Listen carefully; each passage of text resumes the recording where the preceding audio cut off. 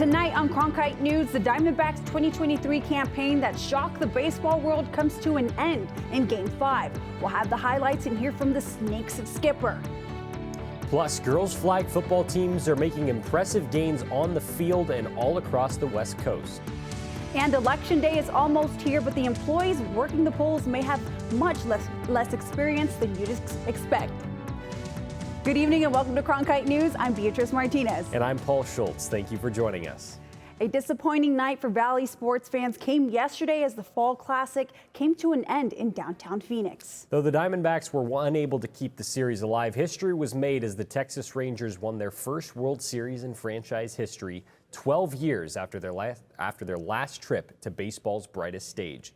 The last chance for the Snakes to get a win on their home turf. Could the bats come alive? The D-backs loaded the bases in the fifth. Lourdes Gurriel Jr. grounds out to end the inning. Arizona was 0 for 9 with runners in scoring position. Nathan Eovaldi kept it scoreless, but so did Zach Gallen. He had a no-hitter through 6 innings, got into some trouble in the 7th. Mitch Garver grounding one up the middle to score the first run of the game. Rangers would add 4 to their lead in the 9th to close out the series.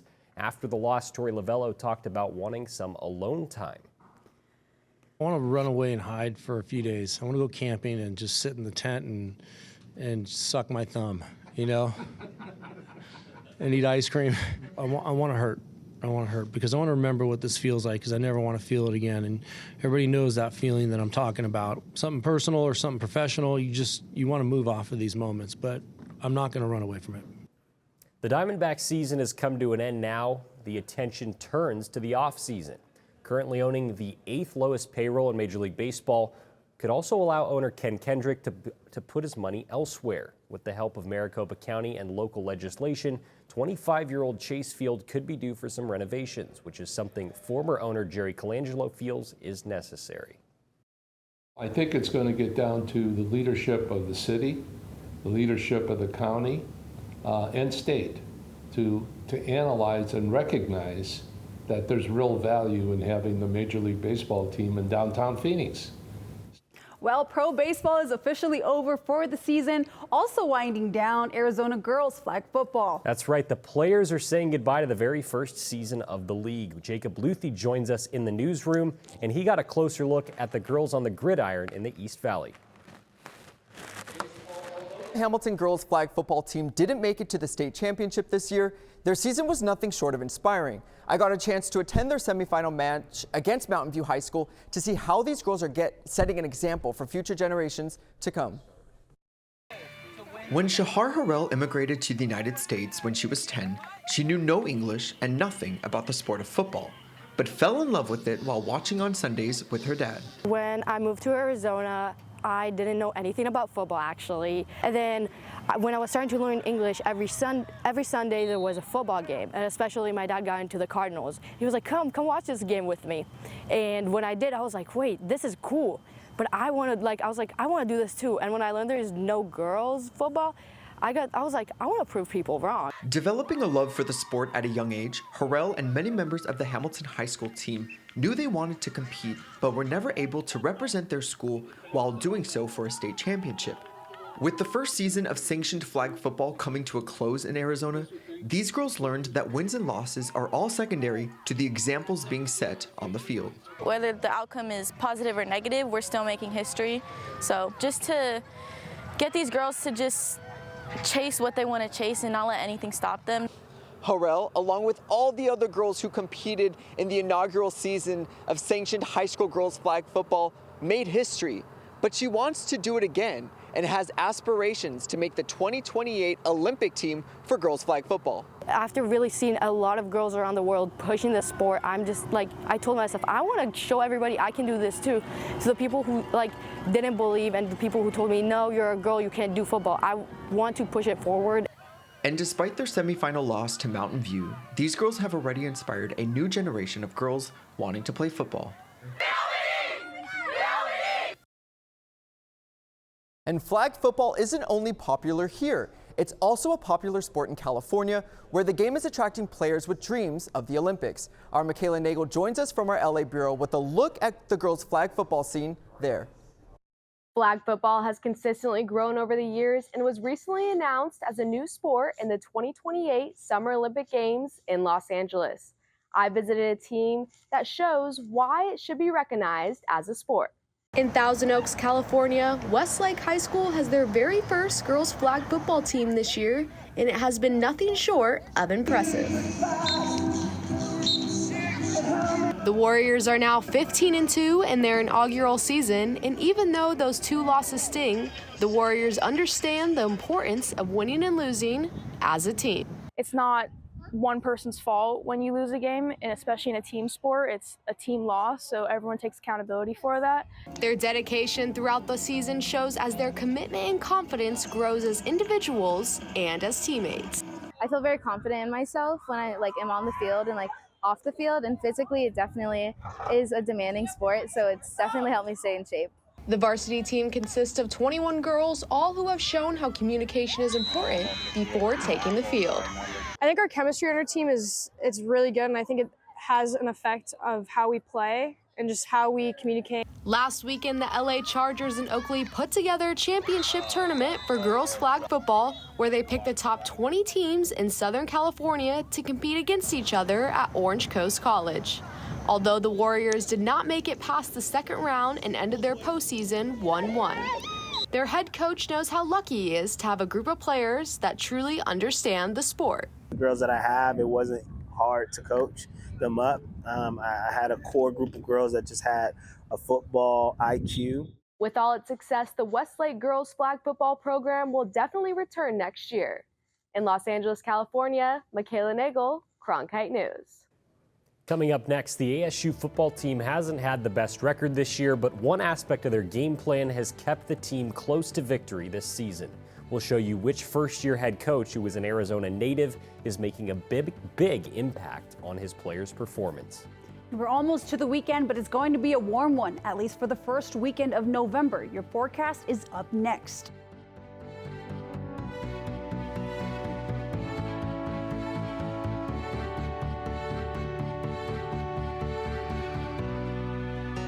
Three, 2, 1. Cronkite News. Get real professional experience in areas such as reporting, broadcast editing, and behind-the-scenes production, such as technical director and audio. Kill the mics. Or go out in the field and cover important local stories.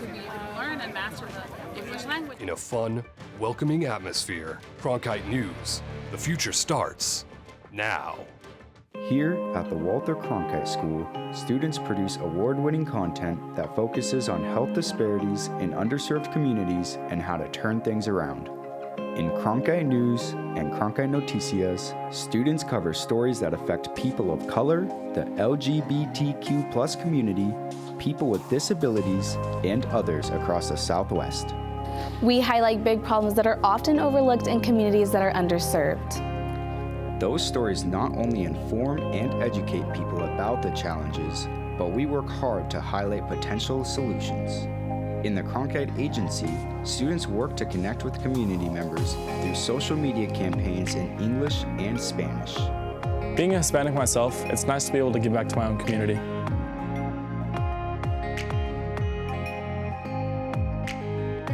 Find more of our health coverage at cronkitenews.azpbs.org. Welcome back. The Suns will be wearing some new gear this season. The Suns recently unveiled their Nike NBA City Edition uniform that the team will debut during the NBA inaugural in-season tournament. The uniform represents the city's Mexican-American culture with an El Valle word mark inspired by classic Chicano cursive writing and a side panel design that embodies the panel of a lowrider. The in-season tournament begins tomorrow. However, the Suns will head to California November 10th for their first tournament game against the Lakers. And be sure to tune in next week as I'll have a breakdown of just how the in-season tournament works. And the Phoenix Suns aim for revenge against the San Antonio Spurs in tonight's rematch. The two teams battled it out on Tuesday, and while the Suns dominated most of the game, the Spurs and rookie sensation Victor Wembanyama came back from a 20-point deficit, winning by 1 point. The Suns are looking to make a statement tonight. Yesterday, ASU extended the contract of first-year defensive coordinator Brian Ward for an additional 3 years. Cronkite News reporter Kenji Ito has more on the impressive job he is doing with the Sun Devils defense. When the Washington State Cougars came to Tempe last week, it was not only another game for the ASU Sun Devils, but a reunion for linebacker Trey Brown and defensive coordinator Brian Ward. With a fully revamped staff, first-year head coach Kenny Dillingham said that hiring Coach Ward was the key to build a good defense and culture. I thought he did a phenomenal job last year versus me personally, that I said, you know what, if I don't want to have to play him, I got to hire him. It just so happens to be he's from here, so he has the same passion about this place that I do. After a heartbreaking loss to the Washington Huskies, Coach Ward focused more on getting ready for this game day more than anything else. And every week, it's funny, I've been asked it all week, like, is this, this game, you got a little extra, and I mean, every week I don't know how to put any more, you know what I mean? So I don't know how to put any more energy or effort into our game planning or into coaching these guys cumulatively or individually. The Sun Devils got the 38-27 homecoming victory over the Washington State Cougars to improve to 2-6 on the season. Probably not the record that head coach Kenny Dillingham was hoping for, but it was an overall team performance highlighted by the dominant play of the defense. I think if you're a defensive lineman in the country and you watch our defensive linemen, you watch all the transfers that are brought in and the production they've had within Coach Ward's scheme, I think it should brighten everybody's eyes to say that could be me. Praised by coaches and players, Ward, in only his first year with the Sun Devils, has impacted each of his players, whether they are experienced upperclassmen or up-and-coming younger players. Every week, every game, every half that we play, the standard is always to finish and do our job. Everybody does their job, and every good things will always happen when everybody is simultaneously doing their job. Coach Ward always tells us do our 111s, what I'll say to that is this, he just told us what the standard was, and we have to meet that every week. He challenges us to do that every week. The defense showing out week by week, Coach Ward's coaching philosophy is as simple as the X's and O's. We're trying to keep the ball in front of us, trying to stop the run. When we get an opportunity to hit the quarterback and get after the quarterback, we're going to do that. It's not going to be an easy schedule from here on out as the Sun Devils face 3 ranked teams and their in-state rival down south. In Tempe, Kenji Ito, Cronkite News. As ASU wraps up their last year in the Pac-12, some updates about their future schedule in the Big 12. The Sun Devils will play the other 15 conference schools at least twice during the 4-year cycle. With only the Territorial Cup matchup with Arizona happening all 4 seasons, Arizona State will face BYU, Colorado, Texas Tech, and Utah 3 times during the span, and the remaining programs twice. Well, it's been really nice around town for the last few weeks, but we're in for some warmer weather. I'm talking temperatures pushing the 90s. That's right. Evan Reiser joins us now from the Cronkite Weather Center with what we can expect. All right, guys, as we take a look right now, we can see it in the 70s. It's 77 degrees. We will see that decline throughout the night. We'll get all the way down to 70 degrees tonight at 10 p.m. So maybe throw on a little bit of a jacket. And you're probably wondering, it's November 3rd. Evan, what should I expect? Well, on average, we're going to see an average high temperature of 76 degrees, an average low of 54 degrees, and about half an inch of rain throughout the month. So not a too hot month of November. As we take a look at tomorrow, you can see 58 degrees as the low here in Phoenix. And as we move north, 27 in Flagstaff. Make sure to put on your coat up there. 22 at the Grand Canyon. As we move south, we'll see 52 degrees in Tucson and 43 down in Tombstone. But as we take a look at tomorrow's high temperatures, 88 degrees here in Phoenix, 70 up at the Grand Canyon, 68 in Flagstaff. Moving south, 87 in Tucson and 80 down in Douglas. Taking a look at the week ahead, it's going to be a nice weekend. 88 degrees tomorrow, 89 on Saturday, and we will hit that 90 mark on Sunday as the sun will stay out all weekend and the sun will stay out through the week. 90 again on Monday, and then we will drop back into the 80s on Tuesday. On Wednesday, we will see it drop down a little bit low, and some clouds will move in on Thursday and as they get more prominent on Friday. In the Cronkite Weather Center, I'm Evan Reiser. Thank you, Evan. Next, I will have the latest on the war between Israel and Hamas. And nearly 1.9 million vehicles recalled, why you or someone you know may need to get it fixed right away.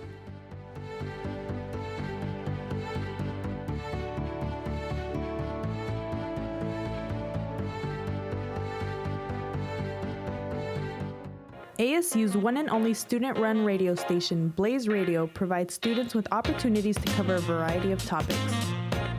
From music, this is Sun City Garage, to sports coverage, against the Brewers in his last outing, he went to news. The bill also gives parents the ability to sue. And entertainment updates. Blaze Radio offers a fun environment to gain valuable broadcast experience. To find out more, visit blazeradioonline.com.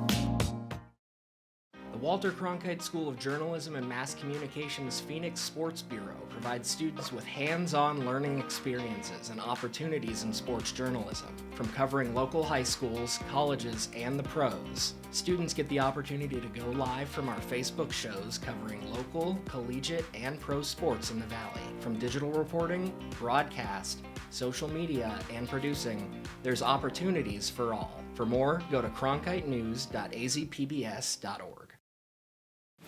This is CN to Go. I'm Emily Olson with your Wednesday news briefing. Do you want to create innovative content for Cronkite News? Do you enjoy listening to podcasts? Then CN to Go is for you. Cronkite News to Go is a podcast where students cover the latest headlines. Students become audio producers and hosts and will learn how to write, record, and edit stories.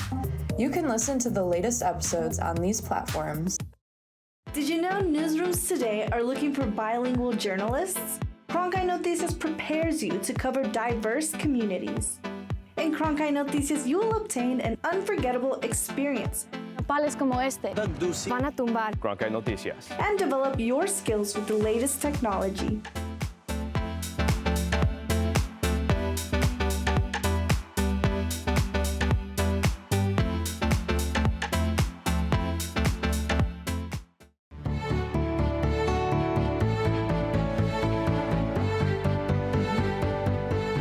I'm Deanna Pistono. Here are the latest headlines.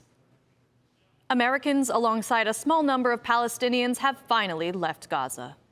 According to an Egyptian border official, between 20 and 25 American citizens arrived on the Egyptian side of the Rafah crossing from Gaza today, with more to be expected. This comes after weeks of intense negotiations with Egypt. The deal was finally arranged this week, allowing some people to leave Gaza and trucks to also enter the area. With Rafah being the only Gazan border crossing that is not controlled by Israel, it remains a crucial location as the humanitarian crisis in the region intensifies. Voters across the country and here in Arizona will head to the polls next week, but the workers overseeing those elections will likely have much less experience, as increasing threats against election officials are driving more and more poll workers out. That was the message for a U.S. Senate committee this week, as Renee Romo reports from our Washington bureau. Since 2020, threats have driven out the top election officials in 12 of Arizona's 15 counties, a collective loss of 176 years of expertise, according to Arizona Secretary of State Adrian Fontes. As a former county recorder myself, I can attest that the pre-2020 world for election administrators is gone. We don't feel safe in our work because of the harassment and threats that are based in lies. Fontes and other secretaries of state at the Senate Rules Committee hearing told tales of death threats, poisoned pets, bulletproof glass in election offices, and go bags for family members who might have to flee the House on a moment's notice. Now, threats levied against civil servants who work to ensure the smooth operation of our elections are fundamentally un-American. Padilla said those who threaten election workers need to be held accountable and pointed to the success of a Justice Department task force that is prosecuting people for election interference. Fontes said the prosecutions are making a difference and need to be widely advertised. Reality is, if folks out there understand that this sort of behavior is criminal and will result in prosecution, then hopefully we can get a lot of that anti-American activity out of our civil society and get back to the notion of winners winning and losers trying harder next time, instead of having to worry about political violence in our civil space. Threats were just one of the issues officials talked about, along with cybersecurity and ongoing misinformation campaigns. While there is still much work to be done, Fontes feels the elections officials got their message across. What I feel is that there is bipartisan concern for the issues of security in our elections, particularly for our elections workers, the folks that actually make it happen. When asked how our elections will run under the current circumstances, Fontes said, quote, "Our election is going to go as well as we want it to go." In Washington, Renee Romo, Cronkite News. The U.S. House of Representatives failed to expel Republican Congressman George Santos in a House vote yesterday. The chamber defeated the resolution on a 179 to 213 vote, falling shy of the two-thirds majority needed to remove a member of Congress. The resolution was brought by 5 freshman GOP members of the New York delegation. U.S. Representative Santos is under fire for admittedly lying about his background and resume and for federal fraud indictments, which he's pleaded not guilty. People might not be happy with the process, but they do not have a right to create a predetermined outcome. There is a process in place. I am fighting to clear my name. I am fighting for due process. That is all I'm asking for. The fact that we had today more Democrats than Republicans vote and believe in that tells you everything we need to know. This country is divided. This body is divided, but it still showed today the morality that we are able to understand what is right from wrong. The bottom line is I will continue to fight to defend myself. I will continue to serve the 3rd Congressional District of New York until the people choose to not have me. Toyota is recalling nearly 1.9 million RAV4 small SUVs across the country to fix a problem with batteries that can shift while driving and potentially cause a fire. The recall covers certain RAV4 models from 2013 to 2018. In a statement, Toyota said if the hold-down clamp is not tightened properly in the vehicle, the battery could move. Toyota also announced it is preparing a solution and will notify owners by late December when it is ready. RAV4 owners can check to find out if their vehicle is involved by going to www.nhtsa.gov/recalls and enter their vehicle information number. And if you want a fresh Christmas tree this year, the Coconino National Forest will begin selling permits next week. But the permits will be limited to 1,300, so you'll need to act fast. They'll be available online starting on November 9th at 8 a.m. And once you score one, you'll be able to cut down your own tree beginning November 17th through December 31st. The trees available to be cut will be within the Flagstaff or Mogollon Rim Ranger districts. Head to recreation.gov online for more information. And that's it for the latest headlines around the world. In the newsroom, Deanna Pistono, Cronkite News. Now back to Beatrice and Paul. Thanks, Deanna. Well, speaking of Christmas trees, another holiday tradition is now underway. That's right. We're talking about the Christmas tree that's placed at Rockefeller Center each year. And this year's tree has just been selected. Find out where it comes from after this quick break.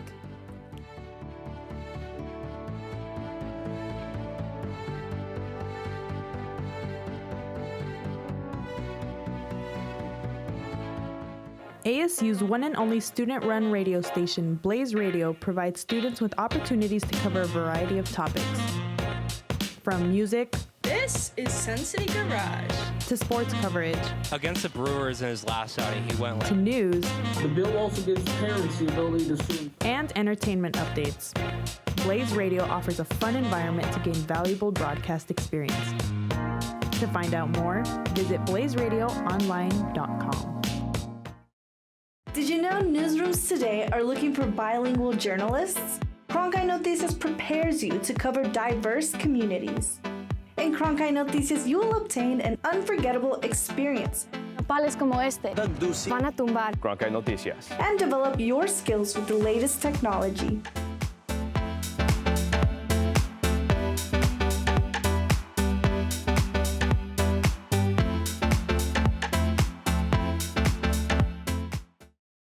Three, 2, 1. Cronkite News. Get real professional experience in areas such as reporting, broadcast editing, and behind-the-scenes production, such as technical director and audio. Kill the mics. Or go out in the field and cover important local stories. Learn and master the English language. In a fun, welcoming atmosphere. Cronkite News. The future starts now. Here at the Walter Cronkite School, students produce award-winning content that focuses on health disparities in underserved communities and how to turn things around. In Cronkite News and Cronkite Noticias, students cover stories that affect people of color, the LGBTQ+ community, people with disabilities, and others across the Southwest. We highlight big problems that are often overlooked in communities that are underserved. Those stories not only inform and educate people about the challenges, but we work hard to highlight potential solutions. In the Cronkite Agency, students work to connect with community members through social media campaigns in English and Spanish. Being a Hispanic myself, it's nice to be able to give back to my own community.